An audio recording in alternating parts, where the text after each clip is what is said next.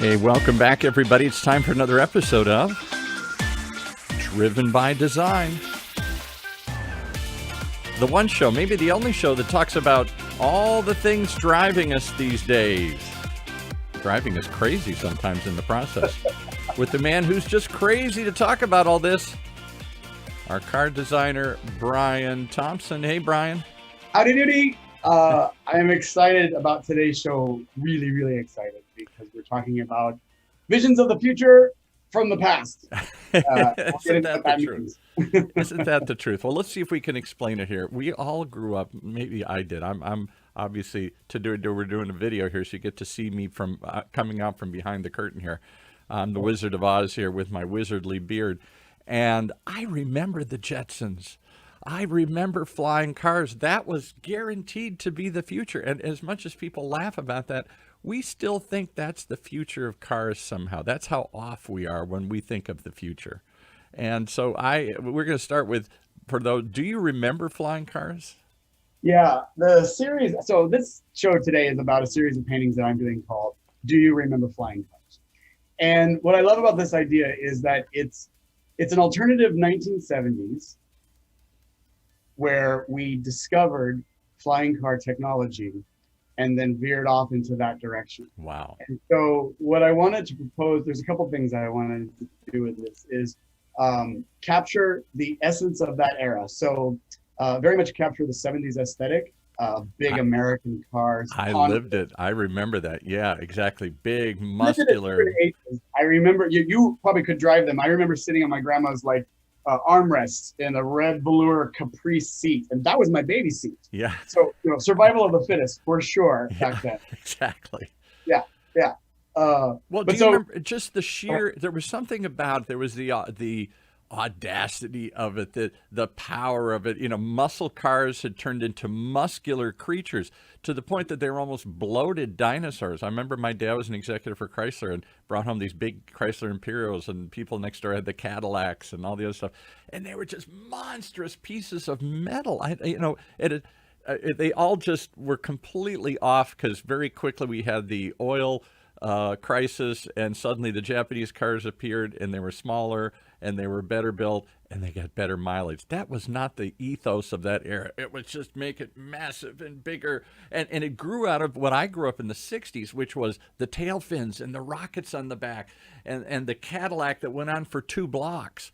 Yes. So that era begat the space age era, if you will, begat these kind of dreams of flying into space. And that is kind of what, in that era, that was the vision of the future, that eventually these cars are going to fly. And so when we got to the 70s and we didn't discover flying cars, we kept getting larger and larger. And so I really love that era. The era is often referred to as the malaise era in car design because that's when sort of the party stopped, but the American industry didn't really know what to do yet. What I mean by that is that it was the first time we got federal NHTSA regulations, meaning federal bumpers in American cars.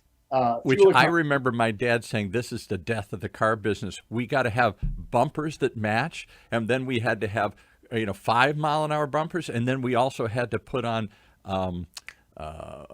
emissions and controls and all this. And we had to start wearing seat belts. They're going to force me to wear. My dad used to shame me. I'd come home. I started driving in 72, 73.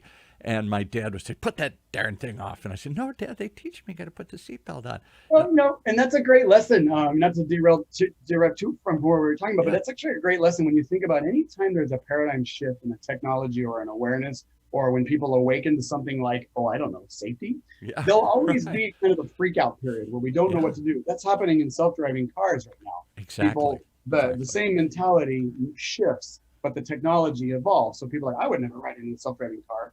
20 years from now, they'll remember the people speaking that same way you would remember your dad saying, I wouldn't wear a seatbelt. That's taking away my right to be unsafe, right? That's right.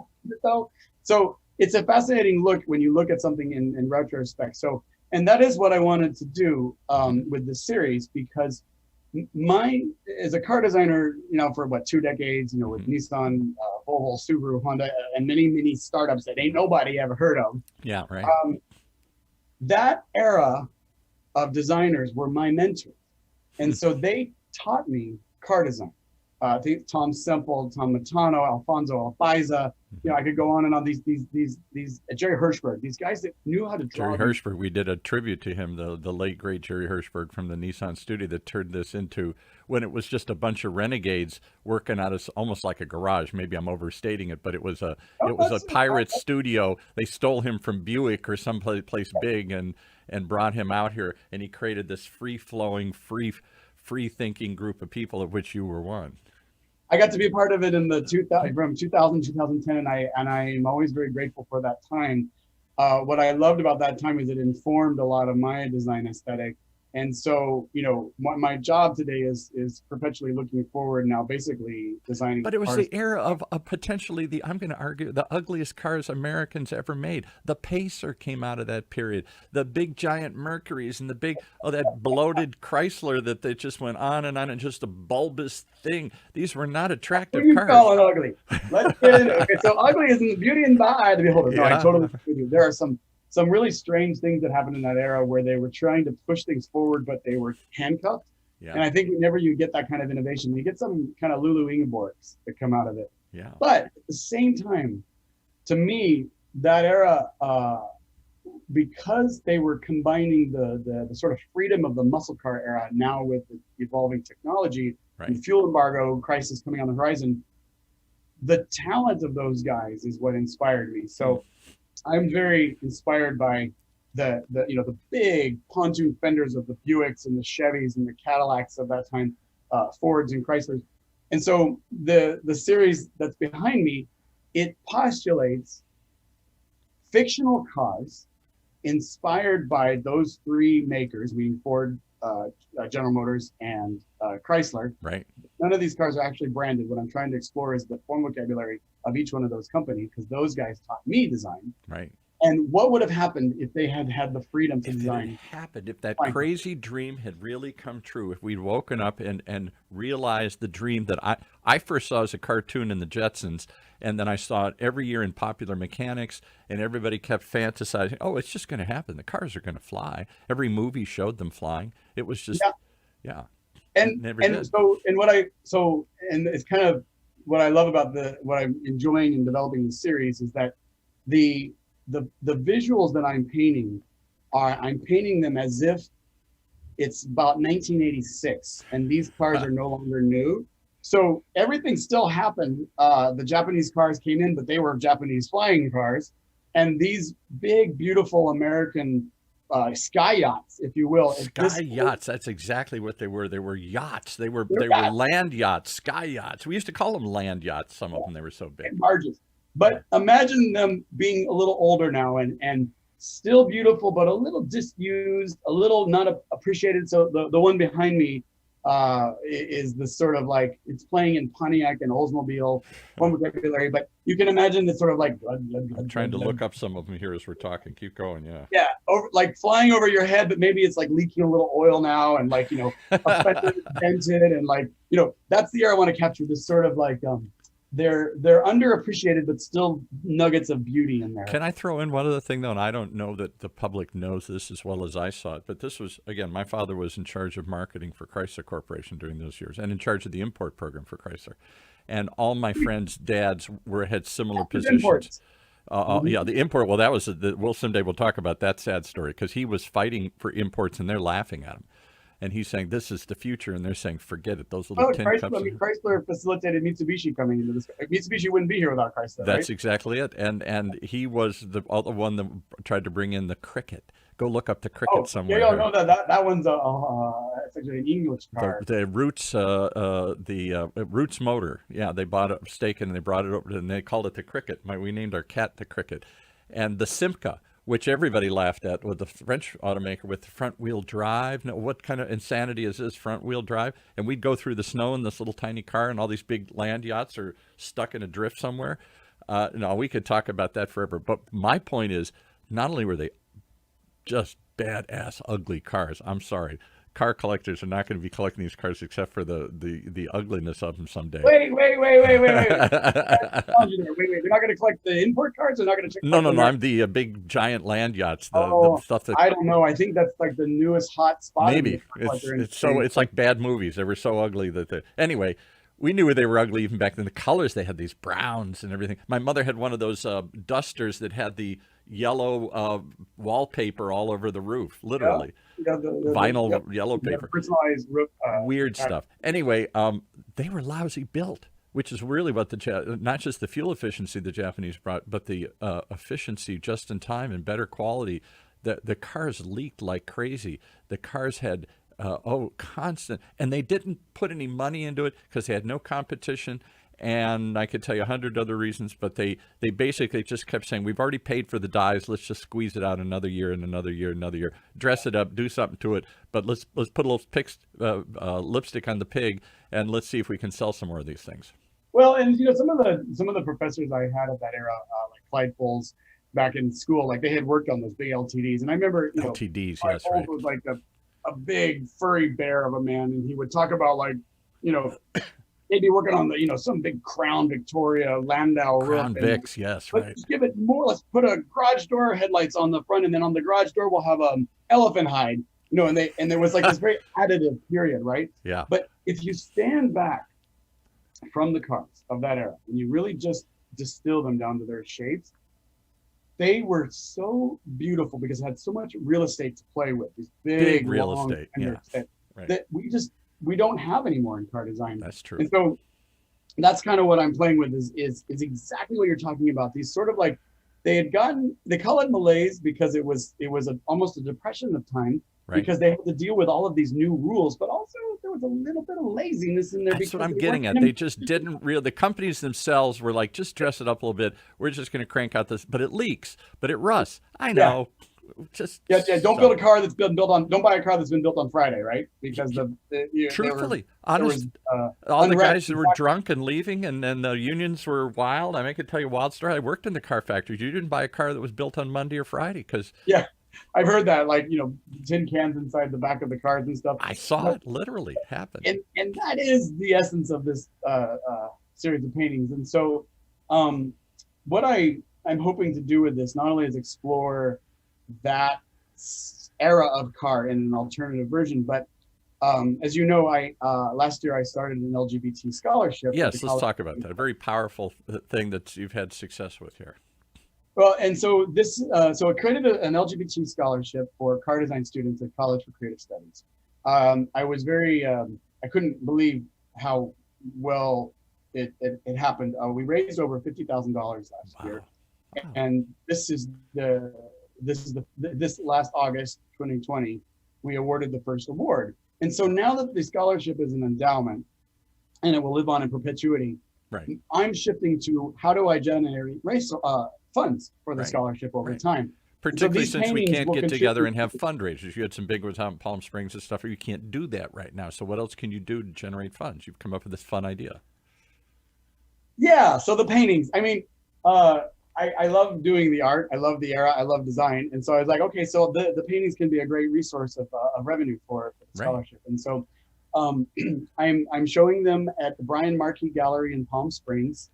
They're also going, as I develop them, they're coming out one by one on Instagram at Do You Remember Flying Cars? It's very simple. Just type that in Instagram. And what a perfect place, Palm Springs, because it somehow has taken that era of the 60s more than anything else, that modernism, that those houses, the Jetson look came to life. And they've kept it alive and turned it into quite a cool, cultural movement here. What do you call it?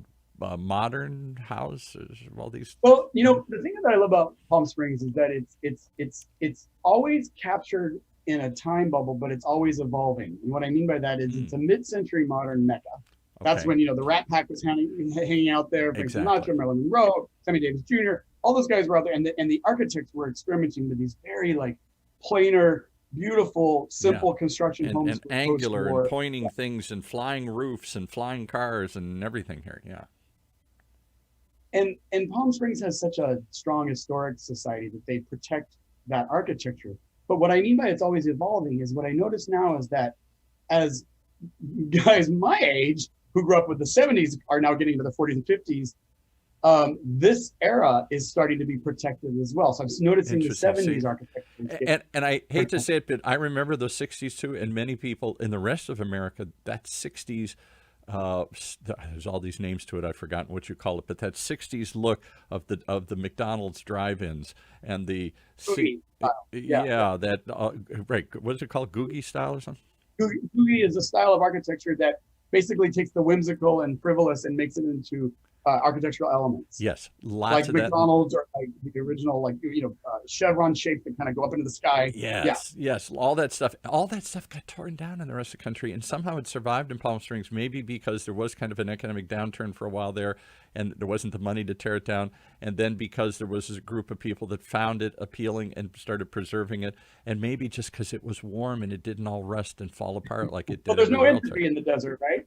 So I grew up in Phoenix, and what I think I remember about growing up in the desert is there is no such thing as entropy or rust or decay. Right. When you can leave a box of cereal open for 2 weeks at a time and it won't go stale because there's no humidity in the air. Right. So somehow it survived. It preserves things. It preserved it somehow, and then suddenly to a point where some people rediscovered it, like you're doing with these paintings and others did in the whole community there, and suddenly what was old became cool, and what was torn down everywhere else became revered and preserved.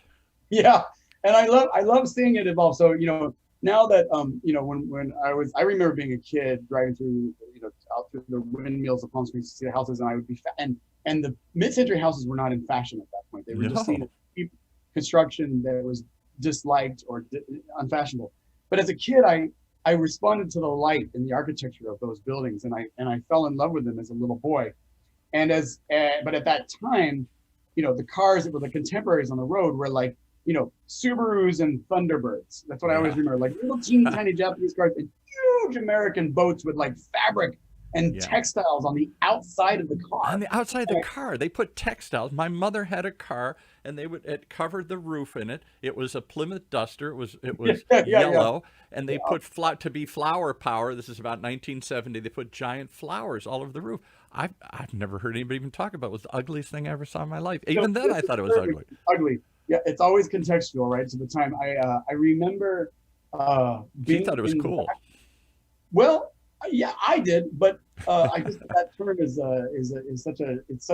such a personal term to what people consider. So think of the other stuff going on in design. We had olive green appliances that we then replaced with some sort of turquoise. We had a turquoise kitchen. Everything was this turquoise appliances in the whole house. And if you look at cars, if you look at an average snapshot of traffic, it looks like a bowl of Skittles in the 70s or 60s, right? Yeah. But by the time you get to the 80s, it's desaturated, right? Yes. Colors are muted. You got metallics now, a lot of silvers. And if you look at cars today, color is starting to come back in very bold way, but lots of reds and blacks. Yeah. And that, we could have a whole other show about the psychology. My mother's favorite color was yellow and followed by brown. Our whole house had brown paneling in it. Harvest gold, I think is what they called it back then. Is that what it was? Yeah. Yeah, well, that's just they love to call the appliances avocado or harvest gold in that time. But yeah, but I remember being a little kid, and this is like one of the first times I was inspired to be a car designer. I remember we had a little '73 red Subaru GL sedan or something like that, Leone and the rest of the world, sitting in the back seat on hot plastic black seats, air conditioning, and next to us pulls this 1978, so I was only 4 years old, metallic blue Thunderbird with camel colored accents in textiles on the outside. And I remember my parents going, "That is hideous." And I remember going, "I love it. I couldn't understand how you could put fabric on the outside of a car." Yeah. And I was like, and there's something about seeing that made me realize that's a person's decision that is creating something. That's a job. And so I was like, I want to do that. I want to do whatever it is that those people do that put the fabric on the outside of the car. Well, I'm in this old TV like I grew up in here, and it just, to me, you've taken me back to this era. It started with the Jetsons and the Rat Pack and the swinging 60s, and then it turned into muscle cars and love, the Summer of Love, and all this. And then somehow it morphed into it turned into this bloated, excessive, bizarre 70s ethic that I grew up with. That's when I went to high school in the 70s, and bell-bottom pants and all that stuff here. It was a strange era. That's exactly the era I'm trying to capture. And then again, I like capturing it right after it passed its prime. So Yeah. the world that these cars live in would probably be like 1986. So I may start to play in with like the new cars coming in would be like boxy 80s cars. And these cars are now, they're still flying, but they're dripping oil and like the parts are falling off, you know, and like, so the paintings that capture that. So give us again, where can we see these things online? Where can they buy one? I'm sure they won't be cheap, but they all go for a good cause to fund this scholarship for LGBT kids who dream like you did, that they too can design flying cars of the future here. Well, you know, we'll have another show about vertical takeoff drones. Those would be the flying cars. Yeah, right. It's not so funny anymore. They fly and they take people, and that's all a flying car really is. Yeah.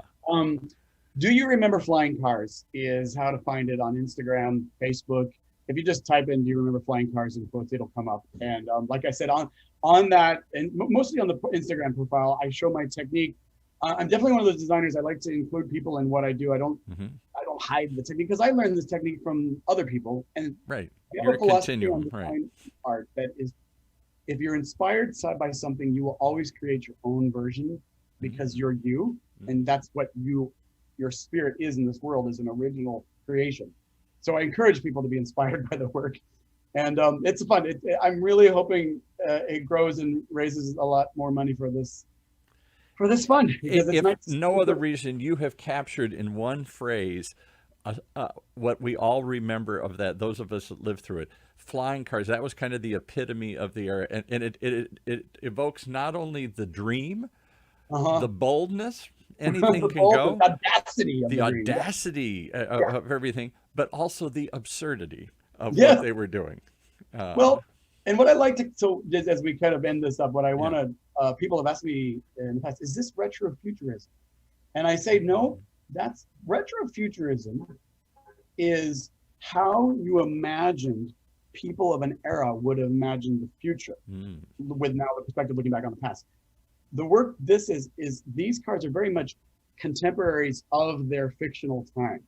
So they in this world, they are the present. Yeah, if that makes sense. That's a different sort of I category. Get it. It's saying every so often they make movies like this and they say, what would have happened if something terrible things, if Nazi Germany had won the war or something or whatever, you know. There was a fascinating movie a few years ago that somebody said, what if the South had won the Civil War? And they had funny little, not funny really, but you know ads. They took it to the dark place that would have been. Yeah, you know, one of the things that inspired me with selling this slaves on TV or something. Yeah, you know, it's like, oh my God, yeah. One of the things that inspired me with this kind of work was Tomatano, who created the Mazda Miata and RX-7 that we had, and he always said, if our job is to create a tiny little bit of the future by contributing to society, why not create a happy future? Exactly. And so I'm not really interested in creating an apocalyptic spin-off. I want to create this world where we got them. We got the flying cars that we wanted. And I'll leave you with this. To me, the other thing that symbolized the era and what you're talking about was the original Star Trek series, which was built on the pitch was wagon trains to the stars. Every week the wagon train goes on and we meet new tribes, new people and everything else. But it was always positive. He insisted on it always being positive. It wasn't a dark apocalyptic vision. I look at the stories today, many of them are dark. We love the darkness, and I look at the designs that come out of it, like we talked about the Tesla truck, whatever they call that thing, that looks like something the Terminator would drive. Well, it just depends. Like I said, if we, the people who create, are creating a little fraction of the context of the world we live in, if we're helping create the fabric of daily life, why not create a happy one? Why not? You got a choice. Well, so. Someday you'll tell me why flying cars didn't happen, and then you're going to say, but they are happening. The dream hasn't gone away here. They still might come back here. Thank you. Like I said, the vertical takeoff drones are essentially what that is. Let's just put it this way. If we have autonomous technology available, you do not want people driving their own cars in 3 dimensions. No, I would. 2 dimensions is enough. For enough room for accidents. Oh my goodness, that would be insane. Trying to going up to you watch what was the Bruce Willis movie where he's a taxi driver or something in the future or something here, and he's Total Recall with Arnold Schwarzenegger. Arnold Schwarzenegger too, and they're going up and down and everywhere here. Yeah. So Anyway, I hope this series inspires people. Like I said, I really want to catch the raw grittiness of it. Right. But this dream come true. I love it. Well, you've made my dream. If nothing else, you brought me back to my childhood, and I remember this era, and it puts a smile on my face. And I have to wonder, what would have happened had it happened. Do you remember flying cars? Thank you, Brian Thompson, for reminding us of that here. And good luck with selling the paintings. Give us one last place they can go. You're going to actually show they can buy them online, but you can actually show these at a gallery where in Palm Springs. Brian Markey Gallery in Palm Springs. Brian with an I. I'm Brian with a Y. Right. Markey is Marki. He's representing the paintings in Palm Springs. Love to see it. Love to hear more. All right. Do you remember flying cars? I do. I do.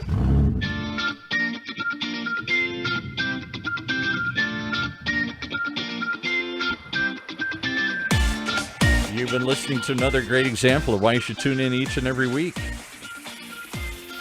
to Driven by Design with your driven designer, Brian Thompson. Right here in Orange County's only community radio station, OCTalkRadio.net.